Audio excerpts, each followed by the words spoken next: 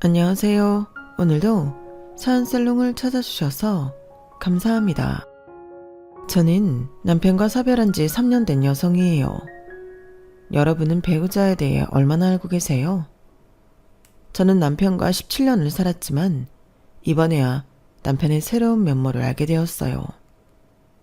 그것도 남편이 세상을 떠나고 3년이나 지난 시점에 말이죠. 사실 저희 부부는 남편이 세상을 떠나기 몇 년 전부터 각방을 쓸 만큼 사이가 좋지 않았어요. 아이들이 아니었다면 진작에 이혼했어도 이상하지 않을 만큼 불신이 가득했고 서로에 대해 기대하는 마음조차 없었으니까요. 그런데 뒤늦게 남편의 진심을 알고는 주저앉아 오열할 수밖에 없었습니다. 남편한테 미안하고 그 사람이 너무 가엾게 느껴졌거든요. 이곳에 남편과의 결혼 생활을 털어놓는 건 저처럼 후회하는 분들이 없길 바라는 마음 때문이에요. 가장 잘 안다고 생각했던 사람의 진심을 있는 그대로 바라봐주지 못했던 저의 참여록일 수도 있겠지만 아무쪼록 여러분들께서 제 사연을 통해 반면교사 하시기를 바라는 마음입니다. 저는 한부모 가정에서 자랐어요. 고등학교에 들어가던 해 부모님이 이혼을 하셨거든요. 사춘기 때 부모의 이혼은 자녀들에게 많은 영향을 끼친다고 하는데 솔직히 저는 엄마가 이혼을 선택한 건 정말 잘한 일이라고 생각해요. 저희 엄마는 형제 많은 집 맏며느리로 시집와 정말 고생을 많이 하셨어요. 괴팍한 시부모에 툭하면 사고치는 시동생들과 여우 같은 시누이들까지 정말 전생에 무슨 악연으로 만나게 됐나 싶은 인간들만 가득했거든요. 그중 최고의 빌런은 다름 아닌 시아버지였어요. 며느리 사랑은 시아버지라는 말이 있다지만 저희 할아버지는 조금 달랐어요. 지독해도 이렇게 지독하게 며느리 구박하는 시아버지도 없을 정도로 며느리 눈에서 눈물 빼는 기계였어요. 오히려 시어머니한테 기대서 울 정도로 엄마한테 시아버지는 저승사자 같았어요. 그런데 웃긴 건 저희 엄마를 며느리감으로 찍은 사람이 할아버지였다는 거예요. 부모 없이 친척집에 얹혀 살던 엄마는 결혼은 꿈도 안 꾸고 살고 있었는데 엄마가 일하던 인쇄소 사장님 친구였던 저희 할아버지가 당신 아들이랑 선을 보라고 권하셨고 이듬해 결혼까지 시키셨거든요. 아니, 그랬으면 특별히 잘해주지는 못해도 괴롭히지는 말아야 할 거 아니에요. 자기 손으로 데려온 며느리를 그 고생을 시키셨으니 성격 참 이상한 분이었죠. 그런데도 저희 엄마는 종종 시아버지를 그리워하세요. 저희 할아버지는 돌아가시기 2년 전부터 치매를 앓으셨는데 신기하게도 그 기간에는 저희 엄마한테 그렇게 잘해주셨다는 거예요. 어머님한테도 그렇고 당신 자식들한테도 그렇고 얼마나 선하게 구셨나 몰라. 이전과는 완전 다른 사람 같았다니까? 그런 양반이 그렇게 구박하던 나한테만큼은 세상 둘도 없이 친절하고 따뜻했었어. 치매가 아니라 사람이 개가천선한 게 아닌가 싶을 정도였지. 엄마 말로는 저희 엄마가 설거지라도 할라 치면 난리를 치면서 욕을 그렇게 퍼부으셨대요. 왜 우리 예쁜이 일 시키냐고 그러시면서요.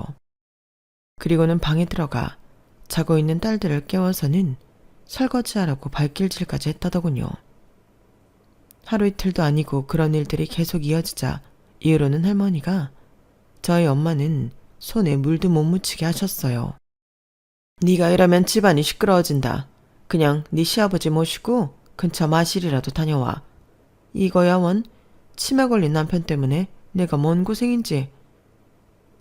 그렇게 엄마를 끌고 밖으로 나오신 할아버지는 언제 그랬냐는 듯 멀쩡한 사람처럼 구셨고 며느리를 데리고 극장도 다니시고 동물원도 가시고 남산의 케이블카도 타러 다니시곤 했대요. 마치 아빠가 딸을 데리고 나들이 다니는 것처럼요. 시집 온 그날부터 고된 시집살이와 육아에 치여 살던 엄마는 덕분에 가사노동에서 벗어나 문화생활과 여유를 즐길 수 있었어요.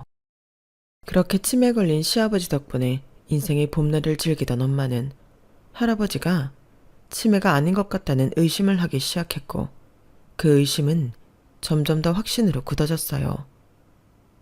의사소견으로는 분명 치매가 맞긴 하지만 그 정도가 우리가 생각하는 것보다 경미한 것 같다고 말이죠. 그래도 가족들 누구에게도 그 말은 하지 않았어요. 그리고 여전히 할아버지는 여전히 엄마가 일을 못하도록 졸졸 따라다니면서 단속을 하셨고 그 바람에 속옷 빨래까지 저희 엄마한테 시키던 고모들은 집안일을 도맡아 하게 되었어요. 고모들이 일 안 하고 누워서 저희 엄마한테 일을 시킬 아치면 할아버지가 달려가 등짝을 때리며 일하라고 소리치곤 하셨는데 그럴 때마다 엄마는 그동안 쌓였던 채증이 한 번에 쑥 내려가는 기분이었다더군요. 봄이 지나면 꽃이 지는 것처럼 세상에 영원한 건 없잖아요. 저희 할아버지도 치매 판정을 받은 지 2년 만에 몸과 정신이 급격히 나빠져서 병원에서 마지막 인사를 하라고 했거든요. 할아버지께서는 돌아가시기 전에 저희 엄마한테 마지막으로 이런 말씀을 하셨어요.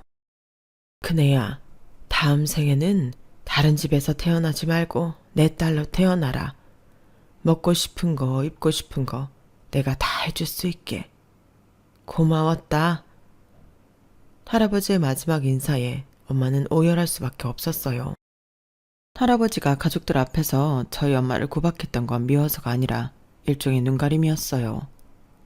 할머니를 비롯해 모든 가족이 저희 엄마를 싫어했기 때문에 일부러 할아버지가 먼저 나서서 선수를 치신 거였죠.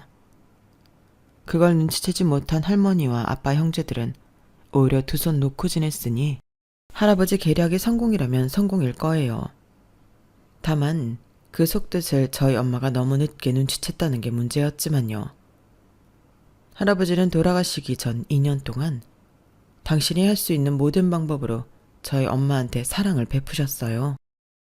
처음부터 꼭 네 아빠랑 결혼하고 싶었던 건 아니야. 부모도 없고 친척집에 빌붙어 사는 나를 데려가주는 남자라면 누구라도 상관없었으니까.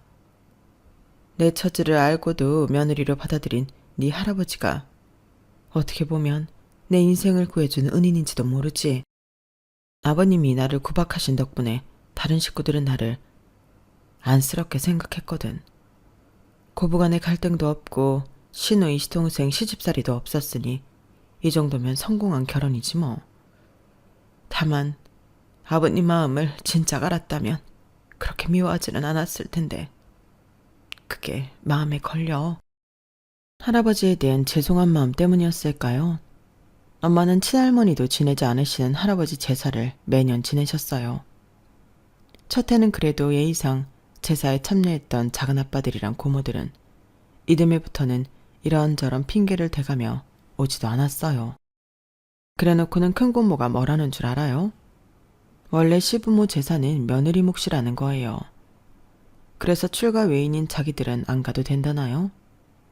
말이나 못하면 다행이지. 어떻게 남도 아니고 자기 부모 제사에 빠지면서 그런 소리를 하는 건지.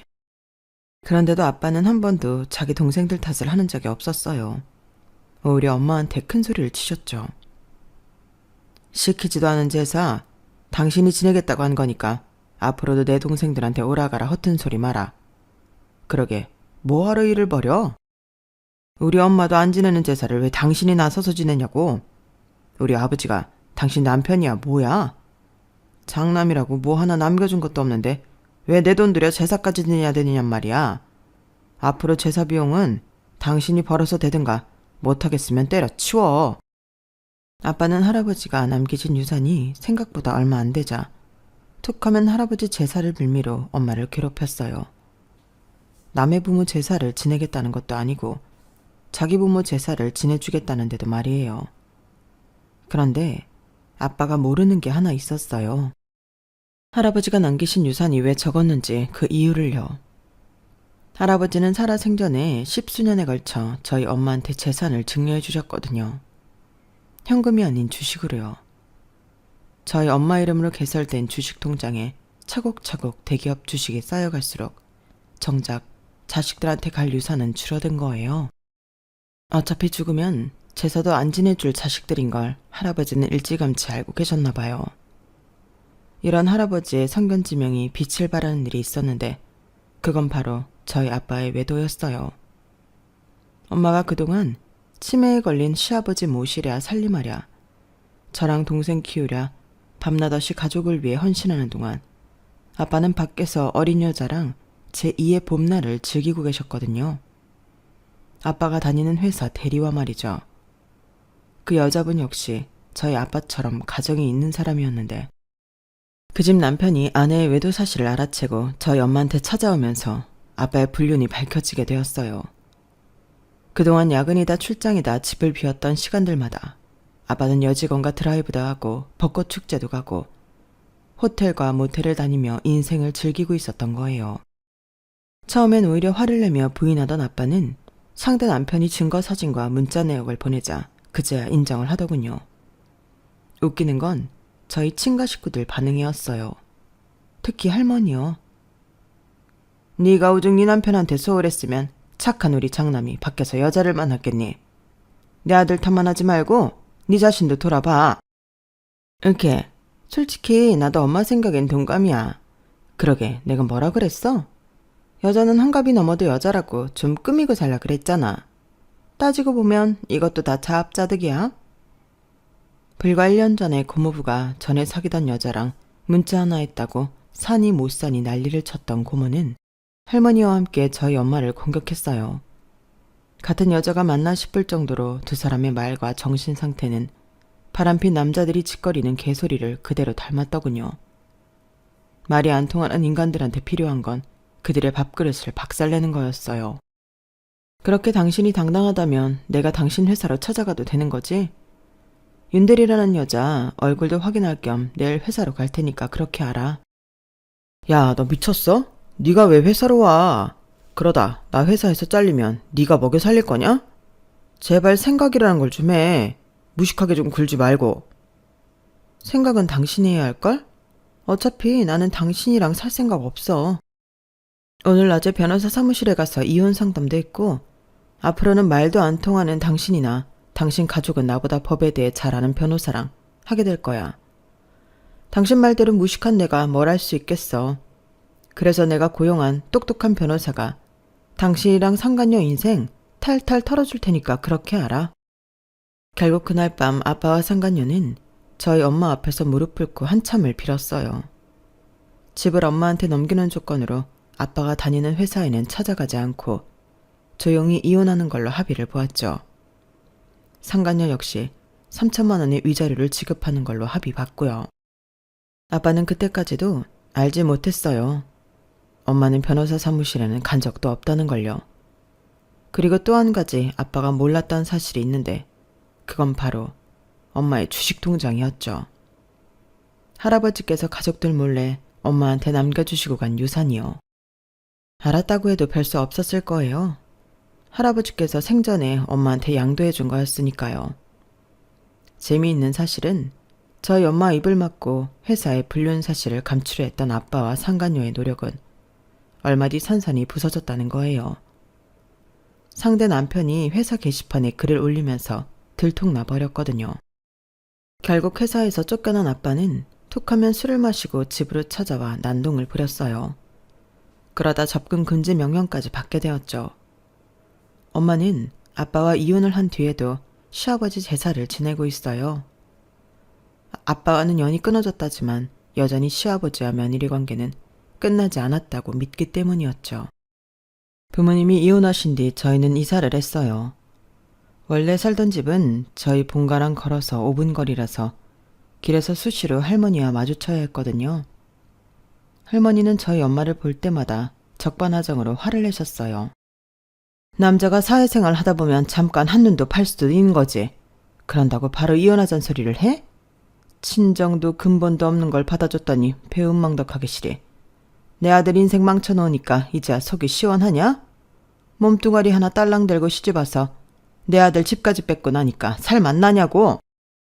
이래서 집안의 여자를 잘 들여야 한다고 하는 건데 그놈의 영감탱이만 아니었으면 너 같은 건 절대 우리 집에 안 들였어.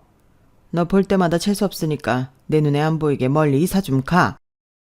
할머니 닭달에 이사를 하게 됐지만 결과적으로 엄마와 제게는 더 좋았어요. 마른 하늘에 날벼락 맞듯 길에서 우연히 만난 할머니한테 욕설을 들을 필요도 없고 우리 엄마를 자기 집에서 부리는 식모처럼 환대하는 고모들이랑 작은 아빠들과도 마주칠 일이 없었으니까요. 무엇보다 엄마 때문에 자기 인생을 망쳤다는 망발을 하며 툭하면 찾아와 살림을 부수고 폐악질을 해대는 아빠를 더는 보지 않아도 됐으니까요. 거기다 집안 형편도 따로 나와 살기 시작하면서 더 좋아졌으니 당연히 좋을 수밖에요. 할아버지께서 엄마한테 남겨주신 주식 통장에는 생각보다 많은 주식이 들어있었고 10수년 세월이 흐르는 동안 주식도 많이 올랐더라고요. 아빠랑 결혼한 뒤로 집안 살림만 해오던 엄마는 주식을 팔아 가게를 여셨어요. 딱히 기술이 있는 게 아니라서 엄마가 잘할 수 있는 걸 해보자 생각했고 그렇게 결정한 게 반찬 가게였어요. 큰돈 벌 생각 않고 우리 두 식구 먹고 살 정도면 좋겠다고 생각해서 연 가게였는데 생각보다 장사가 잘 돼서 돈 걱정 없이 살 수 있었어요. 비록 이혼 가정이기는 했지만 엄마 덕분에 저는 남들 부러울 거 없이 충분한 지원을 받으며 자랐거든요. 사교육 덕분에 제가 원했던 대학도 들어갈 수 있었고 대학 등록금 버느라 아르바이트를 하며 아등바등하는 삶을 살지 않아도 되었어요. 하지만 이기적이고 사악한 친가 사람들을 보고 자라서 그런가 저는 일찍부터 결혼에 대한 환상은 버리게 되었어요. 엄마한테는 미안한 소리지만 저는 엄마처럼은 살고 싶지 않았거든요. 구덕이 무서워 장 못 담그냐고 하실지도 모르지만 어릴 때부터 내 엄마가 아빠와 시댁 식구들한테 무시당하고 일꾼처럼 부려지는 걸 봐온 저로서는 구덕이도 피하고 싶은 심정이었어요. 대학 시절에도 그렇고 직장에 취직을 해서도 그렇고 남들처럼 멀쩡히 연애를 했지만 결혼 얘기가 나오는 시점부터 더 이상 만남을 이어가기 싫어지더라고요. 그 사람이 싫은 건 아닌데 마음속으로 이 사람들도 결국엔 변하겠지 하는 의심이 들어서 마지막 한 발자국을 딛지 못하고 헤어지곤 했어요. 20대까지는 이런 연애 패턴이 그렇게 타격은 없었어요. 하지만 주변 친구들이 하나둘 결혼을 하고 엄마한테 지인들의 자녀 청첩장이 날아들기 시작하면서 상황이 달라지기 시작했어요. 결혼을 피하고 싶은 제 마음과 달리 엄마는 결혼 생각 없이 사는 딸이 걱정되셨나 봐요. 너도 30이 넘었는데 결혼 생각은 안 하는 거니? 애도 낳아야 할 텐데 더 늦으면 힘들어. 왜? 주변에 괜찮은 남자가 없어서 그래? 엄마가 손자리 알아봐줘? 필요 없어. 난 결혼 안 할 거니까. 아니 왜? 네가 뭐가 부족해서 결혼을 안 해? 그런 거 아니야. 난 그냥 지금 상황이 편해. 일도 마음 편히 할 수 있고 내가 번 돈 내 마음대로 쓰고 살 수도 있으니까. 차마 엄마처럼 살기 싫어서 그렇다는 말은 할 수 없었어요. 그 말에 엄마가 어떤 심정이 들지 누구보다 잘 알고 있으니까요. 이혼 가정의 부모님들은 혹시나 자식이 부모의 이혼 때문에 결혼에 대해 부정적인 생각을 가지지 않을까 걱정한다는 걸 저도 잘 알고 있었거든요. 그리고 엄마한테 말했던 것처럼 현재 상황이 편하고 좋았기 때문에 딱히 결혼 생각이 없는 것도 사실이었어요. 그런데 사람 마음이 갈대와 같다고 제 마음이 순식간에 변하게 될 줄 누가 알았겠어요? 그래서 옛말에 집신도 제 짝이 있다고 하는가 봐요. 남편을 처음 만난 건 대학 동기의 결혼식에서였어요. 신랑 측 친구였던 남편은 결혼식이 시작하기 전부터 카메라를 들고 식장 안에서 촬영을 하고 있었어요. 그때까지만 해도 예식장에서 고용한 사진기사인 줄 알았죠. 신부 대기실에서 그날의 신부였던 동기한테 축하 인사를 하는데 그때 남편이 안으로 들어왔어요. 그러자 동기가 저한테 그러더군요. 화영아, 인사해. 우리 아주버님이셔. 사진사인 줄 알았던 남편의 정체는 뜻밖에도 일식 요리사였어요. 대학은 사진과를 나오셨는데 일본으로 출사 여행을 갔다가 일식에 반해서 진로를 바꾸셨어. 현재는 오너 셰프이기도 하고. 재수씨도 참 오너 셰프라고 하니까 뭔가 대단해 보이잖아요. 그저 조그마한 일식집 하나 하고 있습니다. 남편의 첫인상은 맑고 청명한 느낌이었어요. 사람을 대하는 직업 탓인지 상대한테 부담을 안 주면서도 대화를 즐겁게 이끌어가는 재주가 있더라고요. 남편은 사진을 찍어주겠다며 저와 친구들을 동기 옆으로 불러 모았어요. 그런데 이상하게 이 남자가 나한테 포커스를 맞추고 있다는 느낌이 들더라고요. 제자리에서는 반대편 뷰파인더가 보이지도 않는데 말이죠. 아니나 다를까 나중에 신혼여행에서 돌아온 동기가 보내준 사진을 보고는 이 남자가 나한테 마음이 있다는 걸 단박에 알 수 있었어요. 저뿐만 아니라 동기조차도요. 야, 누가 보면 내가 네 결혼식에 들러리 온 줄 알겠다. 아니, 아주버님도 그렇지. 어떻게 내 결혼식에서 네 화보 촬영을 할 수가 있냐? 친구가 보내준 사진에는 신부 대기실에서 찍은 사진뿐만 아니라 결혼식장 곳곳에 서 있는 제 모습이 담겨 있었어요. 자연스러운 스냅 사진들이었는데 한눈에 봐도 전문가 포스가 느껴질 정도로 자연스럽게 잘 찍었더라고요. 장수가 꽤 돼서 친구 말로는 자기가 나온 사진보다 제 사진이 더 많은 것 같다고 헛웃음을 짓더라고요. 얘, 너 만나는 사람 없으면 우리 아주버님 한번 만나보지 않을래? 가게 오픈하고 자리 잡느라 연애 안 한 지 꽤 되셨는데 그래서 시부모님이 한 걱정을 하신다. 우리 결혼할 때 아주버님이 먼저 그러셔서 그것 때문에 말이 좀 많았잖니. 내가 우리 아주버님이라서 그런 게 아니라 사람 참 좋아. 실력도 있고. 어때? 한번 만나볼래? 저 역시 남편이 첫인상도 좋고 마음에 들었기 때문에 마다할 이유가 없었어요. 둘 다 나이가 있어서 그랬는지 말이 나오자마자 만날 날을 잡기까지는 일사천리였어요. 하지만 남편이 휴무일과 제 휴무일이 달라서 시간을 잡기가 꽤 힘들더라고요. 저는 오전에 출근해 6시면 퇴근을 했지만 남편은 오전 10시에 출근해 밤 10시까지 꼬박 가게를 지켜야 했거든요. 그래서 쉬는 날 남편 가게에서 보기로 했어요. 브레이크 타임이라 둘이 조용히 얘기를 나눌 수 있었거든요. 남편 말대로 가게는 꽤 협소한 크기였어요. 오픈 주방에는 디귿자 모양으로 바가 놓여 있었고 4인용 테이블은 3개에 불과했어요. 이런 코딱지만한 가게에서 벌면 얼마나 버나 싶죠? 그래도 자랑을 좀 하자면 저희 가게 예약하는 거 꽤 힘들답니다. 월 초부터 그달 예약이 꽉 찰 정도거든요. 오늘은 화영씨 혼자 가게를 전세냈다 생각하시고 먹고 싶은 거 아무거나 주문하세요. 내가 뭐든 다 만들어 드릴게요. 요리사 유니폼을 입고 주방에 서 있는 남편은 만화 미스터 초밥왕에 나오는 고수 일식 요리사의 분위기를 물씬 풍겼어요. 그날 남편은 저를 위해 특별히 준비한 횟감으로 회부터 초밥, 튀김에 이르기까지 코스로 음식을 내주었어요. 살면서 이렇게 맛있는 초밥과 튀김은 처음이라고 느낄 정도로 정말 솜씨가 좋더라고요. 아직 사귀기로 한 것도 아닌데 이런 말하면 조금 그렇겠지만 그래도 미리 얘기하는 게 좋을 것 같아요. 저랑 사귀게 되면 남들처럼 데이트는 할 수 없을 거예요. 제가 할 수 있는 최선은 지금처럼 제 주방에서 화영 씨를 위해 음식을 만들어 드리는 정도일 테니까요. 그래도 이거 한 가지는 확실히 말할 수 있어요. 저 절대 딴 사람한테 한눈은 안 팝니다. 보시다시피 그럴 시간이 없거든요. 남편은 장난처럼 한 말이었지만 저한테는 그 말이 가장 큰 위안이 되었어요. 사춘기 시절 바람난 아빠를 지켜보면서 결혼에 대한 반감이 생겼던 저로서는 이보다 안심되는 상황도 없었으니까요. 그리고 무엇보다 남편이 순식간에 제 마음속으로 들어와 버렸기 때문에 거절하고 자식과할 생각 자체를 할 수 없더라고요. 그렇게 남편과 1년 가까이 연애를 하고 내 인생에 절대 없을 줄 알았던 결혼을 하게 되었어요. 동기가 먼저 결혼 생활을 하고 있었기 때문에 집안 사정은 들어서 잘 알고 있었고 부모님도 그렇고 시동생과 시누이도 그렇고 괜찮은 사람들 같아서 결정이 생각보다 쉬웠던 것 같네요. 그런데 사람을 판단하는 데 있어서 어느 방향에서 보느냐도 중요하다는 걸 나중에서야 알게 된 거예요. 차남과 결혼했던 동기한테 저희 시댁은 그리 나쁘지 않은 집안이었는지 모르겠지만 장남과 결혼한 저에게는 이보다 지긋지긋한 거머리 같은 시댁도 없었거든요. 결혼하고 반년도 안 돼서 알게 된 저희 시댁의 사정은 맏며느리로서 정말 최악의 조건이었어요. 그동안 남편이 일식에 빠져 사진을 그만두었다고 들어왔던 저는 그게 사실이 아니라는 걸 알게 되었죠. 그건 다름 아닌 돈 때문이었어요.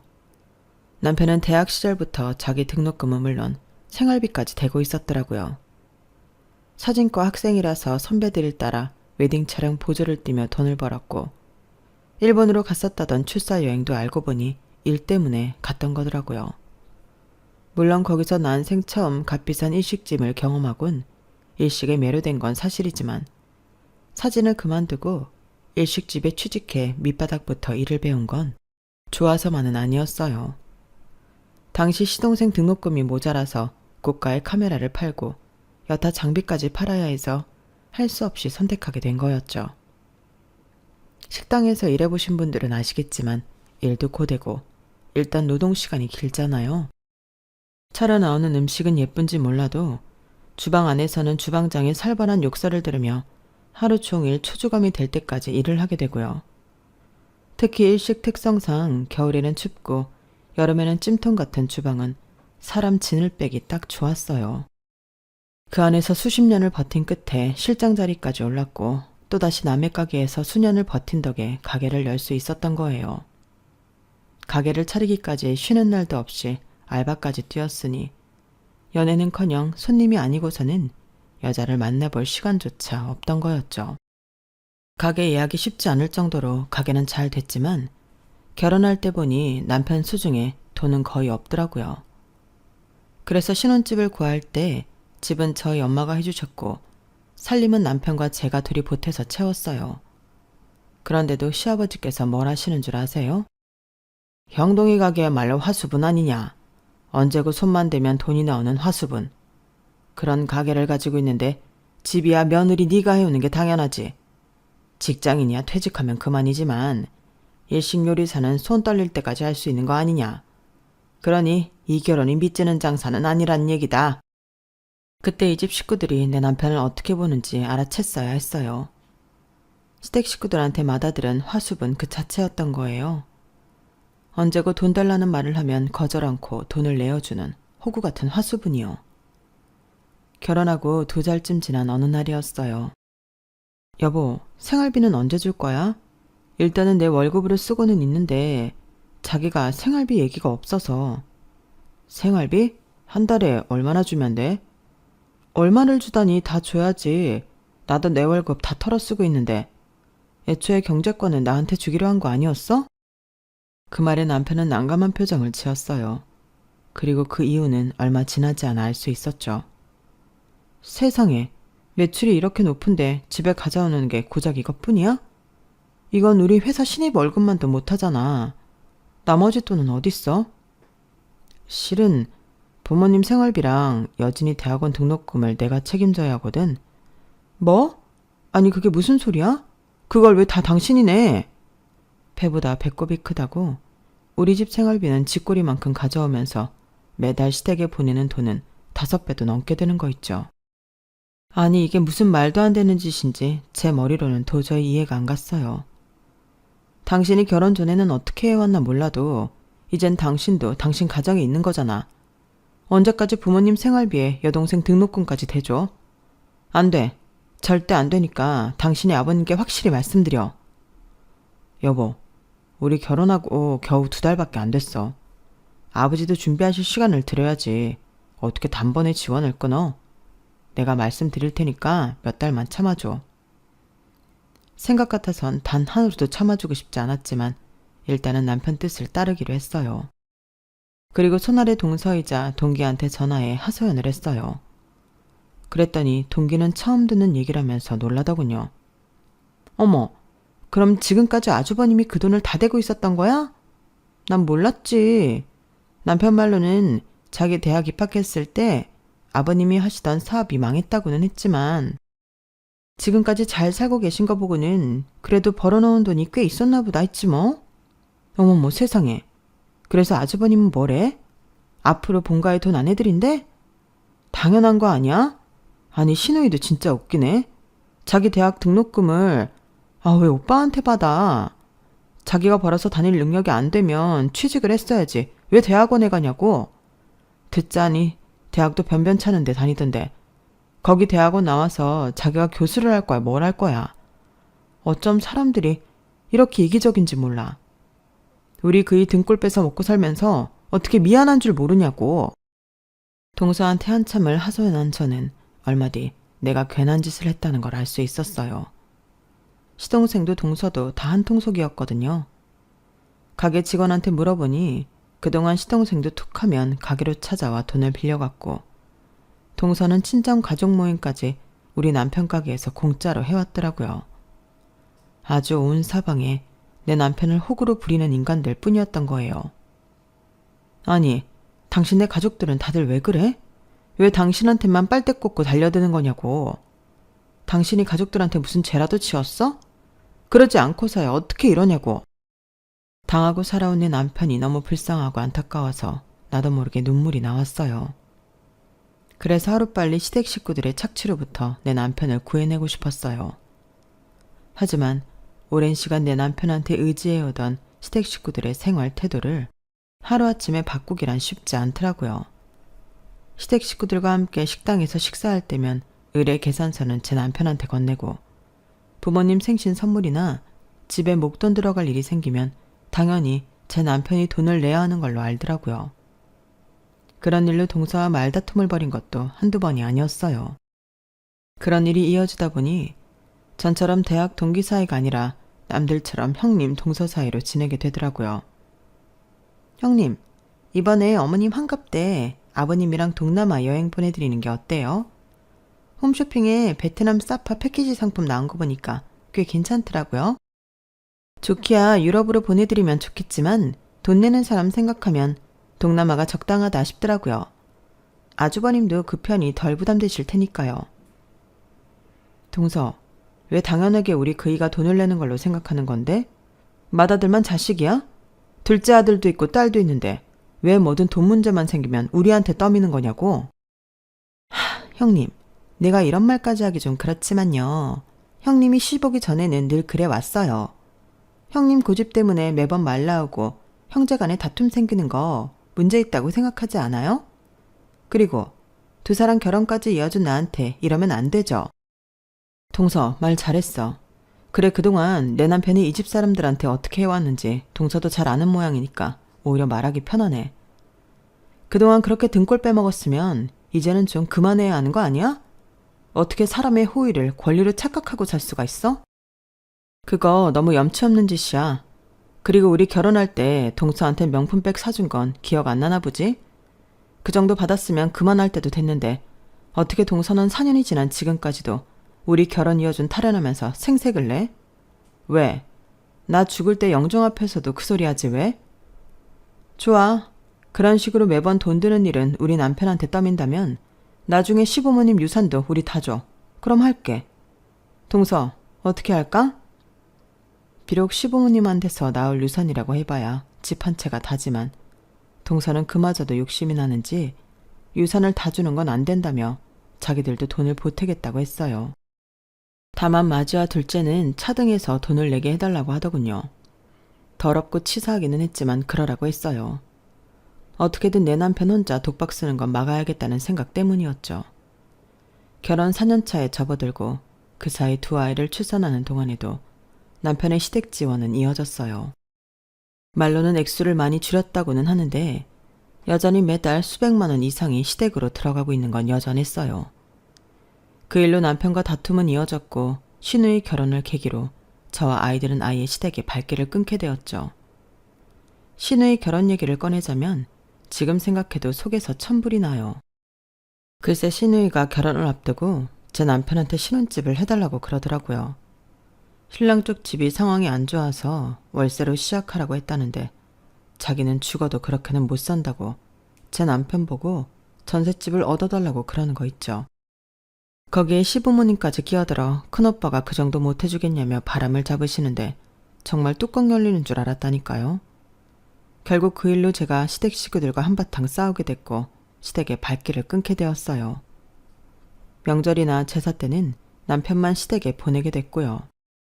상황이 이 정도 됐으면 자기도 정신 차리고 시댁에 돈 보내는 걸 그만둬야 하잖아요. 그런데도 남편은 자기가 뭔 죄인이라도 되는 것처럼 죽어라 이래서 자기 부모한테 퍼다 나르지 뭐예요. 부모 부양을 아예 때려 치우라는 게 아니라 형제들끼리 나눠서 정도껏 하다는 건데 버는 돈의 반 이상을 그렇게 퍼다 나르니 제가 화를 안 내게 생겼냐고요. 남편과 살았던 17년 동안 우리 부부가 싸운 건 전부 시댁에 보내는 돈 문제 때문이었어요. 결국 남편이 죽기 전부터는 아예 각방을 쓰고 살게 되었고요. 그 정도 살고 보니 이젠 남편 숨소리만 들어도 속이 꼬이고 남편 목소리도 듣기 싫을 정도였어요. 그런데 생각지도 못한 순간에 남편이 심근경색으로 세상을 떠나고 나니 미웠던 마음이 고스란히 미안함으로 바뀌더군요. 거기다 남편 장례식장에서 친척들을 통해 들은 얘기 때문에 더더욱 가슴이 찢어지는 것 같았어요. 시숙 어른을 통해 제 남편이 시댁에 그렇게 헌신적이었던 이유를 알게 됐거든요. 형동이가 엎둥인 건 몰랐어? 하긴 다들 쉬쉬했으니까. 지 아버지 사업 망하고서야 알게 됐을 거야. 있을 땐 몰라도 생활이 어려워지니까 자기 배 아파 낳은 자식 먼저 챙길 생각에 형동이더러 대학 그만두고 돈 벌어오라 그랬다더라고. 그래도 형동이 그놈이 심성이 착해서 군소리 한마디 않고 바로 학교 그만뒀다더라고. 그 뒤로는 형동이가 완전 그 집 살림 미천이었지 뭐. 불쌍한 놈. 이거 살고 갈 거 그 고생을 했나. 그 말을 듣고 나니 눈이 뒤집어졌어요. 100번 양보해서 대학 그만두게 한 것까지는 이해한다 쳐요. 아니 그렇다고 수십 년 동안 자기 집 생활비에 자기 자식들 등록금에 결혼자금까지 대게 해요? 말로는 당신들 맏아들이라고 그러면서 세상에 어떤 부모가 자식한테 키워준 값을 이자까지 쳐서 받냐고요. 그 와중에도 남편이 죽고 나니까 가게를 정리해서 일부 떼어달라는 소리를 하길래 면전에 대고 쌍욕을 퍼부어줬어요. 엎둥이 하나 키워주고 아직도 받아낼 게 남았어요? 왜? 내 남편 시체라도 팔아서 돈 달라 그러시죠? 인겁을 쓰고 이러면 안 되는 겁니다. 인생 그따위로 사는 거 아니라고요. 내 남편 가는 마당에 돈 뜯어낼 궁리들 그만하시고 앞으로는 잘난 친자식한테 기대 살 궁리 나세요. 당신들하고는 말도 섞기 싫으니까 앞으로는 찾아오지도 말라고요. 그렇게 장지에서 시부모님을 떼어내고 집으로 돌아온 저는 며칠을 알아 누웠어요. 저 대신 친정엄마가 집에 오셔서 애들 밥도 챙겨주시고 제게는 죽도 써주셨죠. 몸도 마음도 추스를 겨를도 없이 남편 가게를 정리하고 앞으로 먹고 살 준비를 해야 했어요. 둘째를 낳으면서 직장을 그만둔 이후 살림만 해오던 처지라 당장 직장을 구할 일이 먹먹하더라고요. 사무직은 어림도 없고 식당 일이 고작일 테니까요. 그때 친정엄마가 엄마 대신 반찬 가게를 맡아서 해보지 않겠냐고 하시더라고요. 엄마는 이제 연세도 드셨고 쉬고 싶으시다고요. 안 그래도 마땅한 사람 있으면 가게 넘길까 했어. 네가 맡아서 하면 나야 좋지. 어때? 한번 해볼래? 남의 식당에 나가 일하느니 내 가게 운영하는 게 훨씬 낫겠다 싶어서 그러기로 했어요. 엄마는 따로 가게 인수비용은 안 받겠다고 하셨지만 엄마 노후자금인데 어떻게 그래요? 게다가 요즘은 그런 것도 다 법에 걸리는 세상이잖아요. 그래서 남편 가게 정리한 돈 중 일부를 떼어서 엄마한테 드렸어요.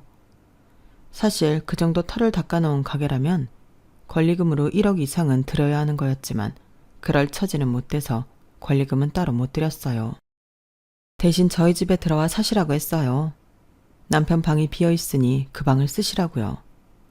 엄마 집은 월세를 놓으시면 매달 용돈은 충분히 쓰실 수 있을 것 같았거든요. 그렇게 엄마랑 합가를 하게 됐고 벌써 3년이 지났네요. 그런데 그동안 남편이 쓰던 침대를 그대로 쓰시던 엄마가 허리가 아프시다며 침대를 치우겠다고 하시더라고요. 그래서 밤에 애들 오면 같이 침대를 분해해 드러내겠다고 말하곤 가게에 나와 있는데 엄마한테 전화가 온 거예요. 얘, 너 잠깐 집에 좀 와야겠다. 왜요? 집에 문제 생겼어요? 글쎄 침대에서 뭐가 나왔는데 암튼 빨리 집에 좀 와. 도대체 뭐가 나왔길래 일하는 사람을 오라고 그러나 했어요. 가게는 아르바이트생한테 잠깐 맡기고 집으로 들어왔는데 엄마가 저를 끌고 허둥지둥 방으로 데려가시더라고요. 가보니 엄마가 그랬는지 침대 매트는 바닥에 놓여 있었고 침대 바지에 나무판이 살짝 들려 있더라고요. 그리고 그 안에는 가방 하나가 들어 있었어요. 이 안에 뭐가 들어 있었는지 아니? 금이 들어 있더라고. 세상에 이게 다 얼마야? 너도 알고 있었어? 금이라니 그게 무슨 소리야. 우리 집에 그런 게 왜 있어? 너도 모르는 거라면 이 서방이 사돈 모양이다. 이 안에 든 통장을 보니까 하루도 빠짐없이 돈이 입금돼 있는데 그렇게 모은 돈으로 금을 샀나 보더라. 통장에 찍힌 계좌 내역을 봐봐. 엄마 말대로 10년 동안 매일 일정 금액 남편의 이름으로 통장에 입금됐고 그러다 한 번씩 목돈이 빠져나가곤 했어요. 이체된 곳은 금거래소였고요. 그렇게 10년을 모으고 금거래소에 이체하기를 반복했더라고요. 아마도 가방에 들어있는 골드바는 그렇게 사서 모은 것 같았어요. 정황상 매일 매출의 일부를 모았던 것 같은데 왜 이런 짓을 했는지 이유를 모르겠더라고요. 게다가 왜 하필 금을 산 건지 도통 알 수가 없어서 남편 가게에서 오래 일을 하다가 가게를 차려나간 직원한테 전화를 해봤어요. 친구들 만날 시간도 없던 남편이라서 가장 오랜 시간을 함께해온 그 직원이라면 남편에 대해 뭔가 알 것 같았거든요. 그리고 그 예감은 틀리지 않았어요. 그럼 그동안 사장님이 사모님께 얘기 안 했던 거예요? 난 당연히 알고 계신 줄 알았죠. 사실은 사장님이 결혼하고 이듬해였던가? 뜬금없이 가족들 모르게 돈 모을 방법이 뭐가 있겠냐고 그러더라고요. 사모님도 아시겠지만 사장님 부모님도 그렇고 동생들도 그렇고 다들 사장님한테 들러붙어서 돈 빼가는 귀신들이었잖아요. 그래서 제가 우스갯소리로 금덩이라도 사서 마당에 묻어놓으라고 그랬죠. 그랬더니 다음 날부터 매출의 일부를 떼어서 돈을 모으시더라고요. 손에 쥐고 있으면 부모님이 아쉬운 소리 할 때마다 돈 해드리게 될 것 같다고요. 그러면 사모님이랑 앞으로 태어날 아기는 어떻게 지키냐고. 사장님도 정말 그런다고 진짜 금덩이를 살 줄이야. 그 얘기를 듣고 나니까 하염없이 눈물이 흘렀어요. 이 남자는 도대체 왜 이렇게 바보 같았던 걸까? 이런 사람을 그동안 외롭게 했던 내 자신이 미치도록 싫었어요. 그러면서 이제야 남편의 심정이 이해가 가더라고요. 남편이 그동안 시댁에 돈을 보내고 헌신했던 건 어쩌면 외로움을 달래려는 몸부림이었다는 걸요. 적어도 식구들한테 도움이 되는 그 순간만큼은 자신이 혼자가 아닌 그들과 가족이라는 일체감을 느낄 수 있었던 게 아닌가 하고 말이에요. 돈으로 가족의 정을 사야만 했던 남편이 오늘따라 사무치게 보고 싶네요. 인생의 절반 이상을 가족들에게 헌신하고 살았던 남편이 이 방송을 들을 수는 없겠지만 그래도 제 마음이 전해지기를 바라면서 사연을 마칩니다. 지금까지 제 사연을 들어주셔서 감사합니다. 소중한 인연들과 따뜻한 마음으로 행복하시기를 바랍니다. 여러분, 사연 댓글에 응원과 현명한 조언 부탁드려요. 좋아요와 구독은 저에게 큰 힘이 됩니다. 오늘도 좋은 일 가득하세요.